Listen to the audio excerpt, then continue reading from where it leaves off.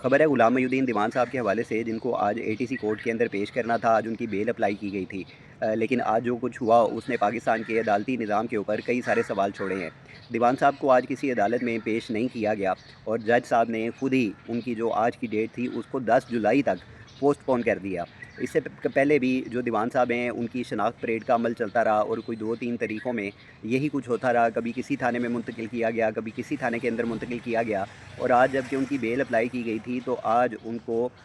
10 जुलाई तक उस डेट को आगे पोस्टपोन कर दिया गया है। दूसरी जानिब अगर आप देखें तो जितने भी तहरीक इंसाफ से ताल्लुक़ रखने वाले सीनियर कायदीन थे, उनको 250-250 सालों की जो सज़ाएँ हैं वो सुनाई जा रही हैं। दूसरा ये कि जिस तरह के कवानीन और बिल आजकल असम्बलियों के अंदर पेश किए जा रहे हैं और सेनेट के अंदर भेजे जा रहे हैं उनको पास करने के लिए, वो भी पाकिस्तान के निज़ाम के ऊपर कई सारे सवालात को छोड़ रहे हैं। जैसे कि वो जो मोबाइल टावर लगाने का, फ़ाइबर ऑप्टिकल बिछाने का जो एक मुतनाज़िया बिल था उसको पेश किया गया, और उसके बाद अब जो आज़ादी इज़हार राय है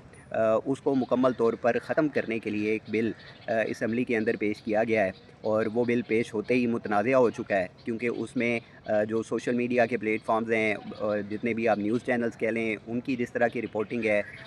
ख़ास करके जो सोशल मीडिया के जो लोग हैं, जो व्लॉग्स करते हैं या पॉलिटिकल स्टेटमेंट जो भी होती है उसके हवाले से लोगों को आगाह करते हैं, तो उनके हवाले से इस बिल को पेश किया गया है ताकि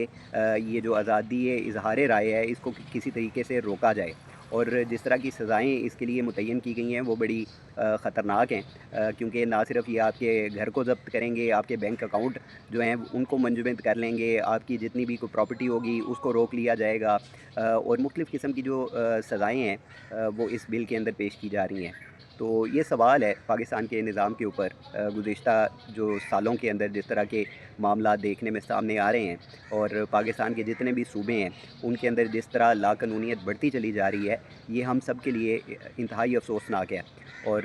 कुछ दिन पहले ये जो सानिया हुआ है बलूचिस्तान के अंदर, जो कराची से जो एक फ़ैमिली बलूचिस्तान का जिसने सैर की नीयत से रुख़ किया था, उनके साथ जो सलूक हुआ, तो ये तो एक इलाका गैर ही हो गया जहाँ पर किसी किस्म का कोई आइन, कोई कानून नहीं है। कोई पता नहीं है कि कौन उठेगा और कब आपको गोलियों से छलनी कर देगा, आपके ख़ानदान को तबाह कर देगा, और छोटे-छोटे बच्चों के सामने आपको गोलियाँ मार दी जाएँगी।